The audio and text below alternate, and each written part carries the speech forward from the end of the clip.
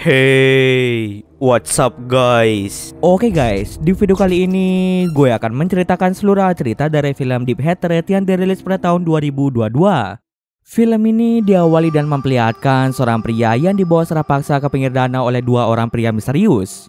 Wajah pria itu kemudian ditutupi kain sementara lehernya dililit rantai besi. Sebelum ditenggelamkan, kedua pria itu menyiksa pria itu hingga pingsan lalu membawanya ke dalam danau. Beberapa tahun kemudian, scene pun berpindah dengan memperlihatkan dua pasangan yang terdiri dari Cindy yang tengah berpacaran dengan Mark dan Nate yang berpacaran dengan Jennifer. Mereka berempat sedang dalam perjalanan ke sebuah desa terpencil untuk mengunjungi rumah orang tua Cindy. Sudah sejak lama Cindy tidak pulang ke kampung halamannya. Selain Cindy, Nate juga berasal dari desa terpencil itu. Sebenarnya Nate tidak ingin pergi ke desa itu karena dia tidak suka dengan suasana desa. Selain itu, sejak kematian kakek Nate tidak pernah datang ke desa itu lagi. Tapi karena terus dipaksa oleh Mark, Nate pun akhirnya ikut dalam perjalanan tersebut. Maksud utama kedatangan Cindy ke desa itu adalah karena dia ingin mengurus surat-surat rumah orang tuanya. Ayah dan ibu Cindy telah meninggal dunia dan rumah itu pun tidak dihuni oleh siapa-siapa. Daripada dibiarkan kosong begitu saja, Cindy berniat untuk menjual rumah peninggalan orang tuanya. Lagi pula Cindy tidak berniat untuk tinggal di rumah itu dan ia memilih untuk tinggal di kota saja. Setelah sekian lama berkendara dengan mobil, akhirnya mereka pun tiba di rumah Cindy.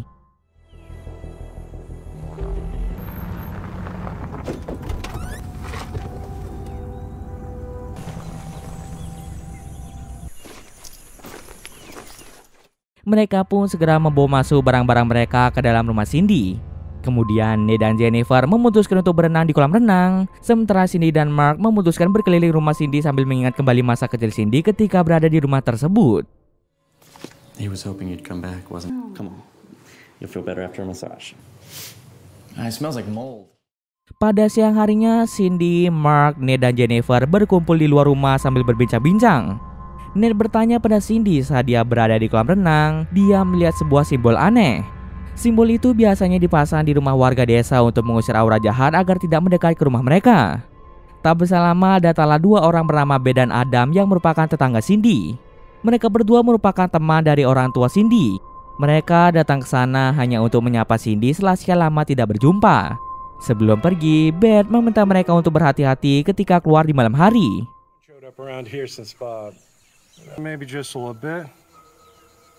I think you should be very careful. Kemudian mereka pun memutuskan untuk berenang bersama-sama. Ketika berada di dalam rumah, Mark merasakan ada seseorang yang menutup pintu kamar Nate dan Jennifer dari dalam. Mark pun berpikir positif bahwa mungkin saja itu adalah Nate dan Jennifer yang sedang tidak ingin diganggu di dalam kamar. Tapi ketika Mark menuju kolam renang, dia terkejut melihat Nate dan Jennifer yang ternyata sedang berada di kolam renang. Jika mereka berdua berada di kolam renang, lalu siapa yang berada di kamar mereka tadi? Merasa sangat penasaran, Mark pun pergi menuju kamar Nate dan Jennifer untuk mengecek siapa yang ada di dalam sana. Tapi ternyata di dalam kamar mereka tidak ada siapa-siapa.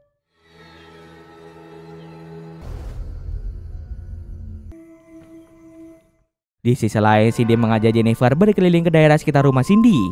Di dekat rumah Cindy terdapat sebuah danau dan juga sebuah gereja tua yang sudah tidak digunakan lagi. He acts all snobbish, but I can't imagine. Those houses built for the hippies like Nate calls them. Setelah sekian lama berkeliling, Cindy dan Jennifer memutuskan untuk kembali ke rumah Cindy. Malam harinya saat Cindy dan Jennifer sedang mandi, Mark mulai meminta pendapat Nate tentang suatu hal. Ternyata Mark berniat untuk melamar Cindy saat ini, dan Mark pun bertanya pada Nate tentang pendapatnya mengenai hal itu. Bukannya merasa senang, Nate malah menunjukkan ekspresi yang tidak senang.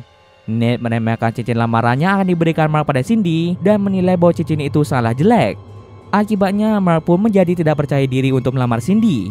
Secara tak sengaja Mark menemukan sebuah ruangan yang tidak digunakan di rumah Cindy. Mark pun iseng masuk ke dalam sana dan di sana dia menemukan sebuah boneka voodoo yang ditutupi oleh kain dan rantai. Tanpa banyak basa-basi, Mark langsung membuka rantai dan kain itu lalu mengambil boneka voodoo tersebut. Setelah itu Mark pun menunjukkan boneka voodoo itu kepada Nate dan Jennifer. Tak berselang lama, Cindy pun datang menghampiri mereka dan seketika Cindy merasa terkejut setelah melihat Mark yang membawa boneka tersebut. Boneka itu merupakan sebuah boneka voodoo yang dibuat untuk menyegel kekuatan jahat. Tentu saja Cindy merasa takut dengan boneka itu dan dia pun meminta Mark untuk membuang boneka tersebut. Tak ingin Cindy menjadi lebih marah padanya lagi, Mark pun segera membuang boneka voodoo itu ke danau.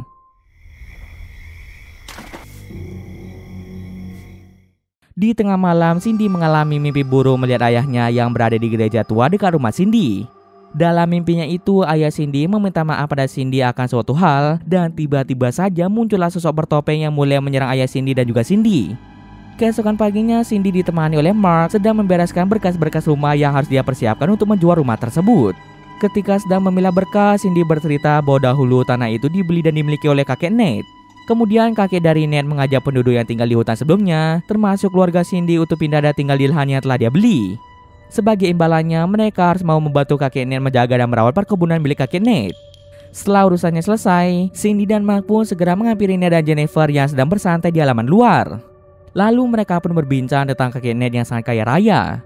Setelah kakek Nate membeli tanah dan mengajak penduduk sekitar untuk tinggal di sana, dia menjalankan sebuah bisnis perkebunan. Bisnisnya tersebut menghasilkan banyak keuntungan sehingga membuat kakek Nate semakin kaya semenjak tinggal di sana. Selesai bercerita, Jennifer pamit sebentar untuk pergi menuju kamarnya. Akibat terlalu mabuk, Jennifer pun mulai muntah-muntah. Kemudian Jennifer melihat jika Nate sedang berada di kamar sambil menggunakan selimut. Jennifer segera memeluk sosok yang dia kira sebagai Nate itu, dan tiba-tiba saja dari belakangnya ada sosok yang mencekik Jennifer. Jennifer pun berteriak dengan sangat keras agar teman-temannya datang untuk menyelamatkannya. Tak berselang lama, Nate, Cindy, dan Mark pun tiba di kamar Jennifer dan langsung menenangkan Jennifer yang merasa ketakutan. Di sana mereka mengaku tidak melihat seseorang yang mencekik Jennifer, padahal jelas-jelas Jennifer ini merasa dicekik oleh seseorang, namun dia tidak bisa melihat orang itu akibat matanya yang tertutup oleh kain. Agar Jennifer lebih tenang, Cindy pun pergi ke dapur untuk mengambil air. Di sana Mark malah meremehkan kejadian yang dialami oleh Jennifer. Mark merasa mungkin saja Jennifer hanya mengalami halusinasi akibat terlalu banyak minum. Tiba-tiba saja Beth datang ke rumah Cindy untuk menanyakan apa yang sedang terjadi pada mereka. Cindy menjelaskan jika Jennifer tadi dicekik oleh sosok misterius. Setelah itu Beth pun langsung pulang karena dia sedang ada urusan. Mark memutuskan untuk mengantar Beth sampai ke rumah.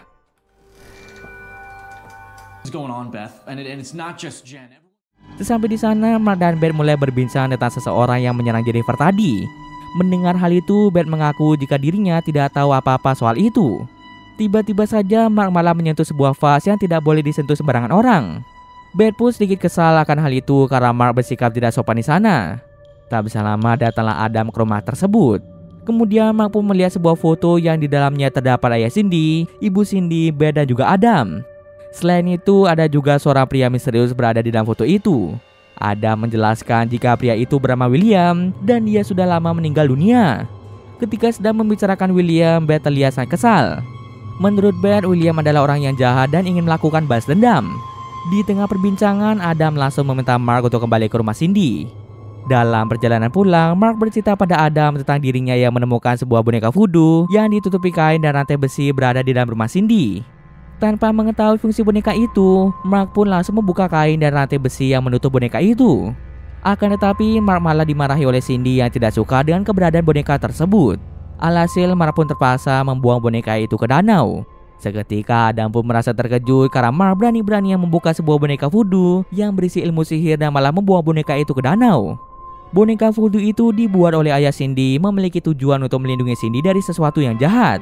Adam pun segera pergi ke danau untuk mencari boneka voodoo itu, namun di sana dia malah diserang oleh sosok misterius.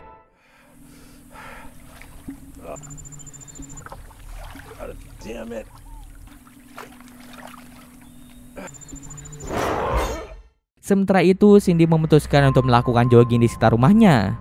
Saat Cindy melewati danau, dia sangat terkejut melihat Adam yang telah meninggal dunia akibat tenggelam.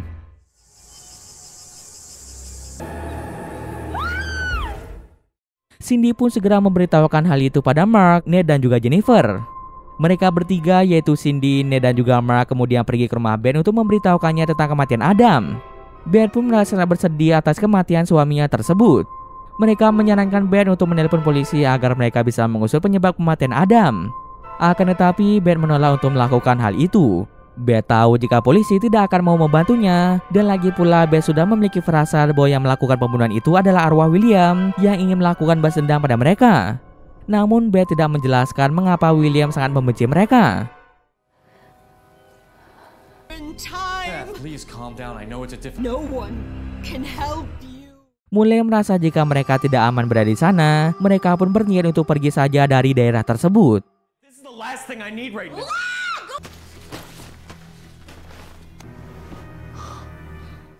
Tapi saat mereka akan pergi, tiba-tiba saja mobil mereka dirusak oleh sosok misterius. Akibatnya mereka pun tidak bisa pergi dari daerah itu. Dengan terpaksa mereka harus menunggu sampai besok pagi untuk bisa pergi dari sana. Sambil menunggu datangnya pagi, Jennifer dan Cindy memilih untuk tidur saja, sedangkan Mark dan Nate akan berjaga di malam hari. Saat sedang berkeliling rumah itu, Mark menemukan sebuah ruangan di mana di dalam sana terdapat banyak sekali koran yang menjelaskan tentang masa lalu daerah tersebut. Dikatakan dalam koran itu ternyata bisnis kakek Nate sebenarnya adalah bisnis perkebunan obat terlarang. Dengan berkedok komunitas keagamaan, kakek Nate mencoba menutup-nutupi bisnisnya itu supaya tidak diketahui oleh pihak berwajib. Secara kebetulan pemimpin komunitas keagamaan itu adalah si William. Ketika polisi ingin menangkap William menghilang tak kemana sehingga polisi pun tidak bisa mengusut kasus tersebut. Kemudian Mark pun segera memberitahukannya tentang bisnis yang dijalankan kakeknya yang ternyata adalah bisnis perkebunan obat terlarang. Tentu saja Nate tidak langsung percaya pada perkataan dari Mark. Tiba-tiba saja mereka berdua mendengar suara dari luar rumah. Ketika dicek, mereka menemukan boneka voodoo di dalam kolam renang. Padahal Mark itu sendiri sudah membawa boneka itu ke danau.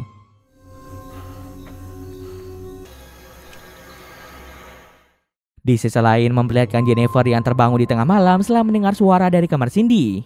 Ternyata Cindy sedang mengalami mimpi buruk sampai mengalami kejang-kejang. Jennifer pun segera pergi mencari bantuan, namun dirinya malah dibunuh oleh sosok bertopeng. Tak lama kemudian Cindy baru terbangun dari mimpinya itu dan dia pun bertemu dengan Mark dan juga Nate. Mereka bertiga menyadari jika Jennifer tidak ada di kamarnya. Mereka pun segera berkeliling untuk mencari keberadaan dari Jennifer. Nate dan Cindy pergi berdua untuk mencari keberadaan Jennifer, sementara Mark pergi sendiri. Mark pun pergi ke rumah Beth untuk mencari Jennifer, tapi ternyata Jennifer tidak berada di sana. Lalu Beth pun memberitahu Mark bahwa arwah William telah kembali dan ingin membalaskan dendam atas kematiannya pada orang-orang yang telah membunuhnya. Beberapa tahun yang lalu, William berniat mengadukan bisnis ilegal kakeknya kepada pihak berwajib. Tentu saja kakeknya tidak ingin hal itu terjadi. Dia pun meminta ayah Cindy dan Adam untuk membunuh Nate dengan cara menenggelamkannya. Malam sebelum William dibunuh, dia melakukan sebuah ritual agar jiwanya tidak pernah hilang dari daerah itu, supaya nantinya ketika dia mati, dia bisa membalas dendam pada kakeknya dan anak buahnya. Akan tetapi ayah Cindy mengetahui ritual yang dilakukan oleh William sebelum meninggal. Takut jika arwah William akan menyebarkan kesengsaraan di daerah tersebut, ayah Cindy pun melakukan ritual juga untuk menangkal kekuatan jahat dari arwah William dengan menggunakan boneka yang diberi segel. Boneka itu adalah boneka voodoo yang sempat ditemukan oleh Mark. Akibat perbuatan Mark yang melepas segel boneka itu, kini arwah William pun telah bebas dan akan memulai aksi pembalasan dendamnya. Beth menjelaskan cara satu-satunya untuk bisa selamat adalah dengan menghancurkan vas yang berisi jiwa dari William. Setelah mengetahui semua itu, Mark pun kembali ke Cindy dan juga Nate untuk memberitahukan hal itu pada mereka, bahwa orang yang telah meneror mereka saat ini adalah William. Bersama-sama mereka pun pergi ke gereja tua yang ada di daerah tersebut. Dalam perjalanan, mereka dikejutkan dengan penemuan mayat Beth yang melakukan bunuh diri dengan cara gantung diri. Sesampai di gereja itu, Nate bertemu dengan sosok Jennifer dan ternyata Jennifer telah meninggal dunia.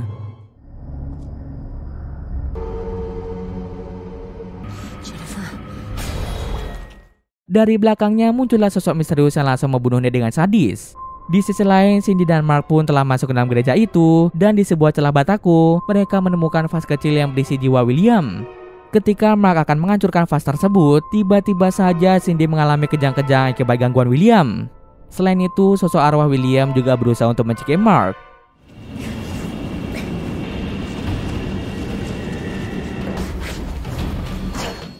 Singkat cerita, dengan perjuangan sekuat tenaga, Mark akhirnya berhasil menghancurkan vas itu dan sosok William pun menghilang tak mana.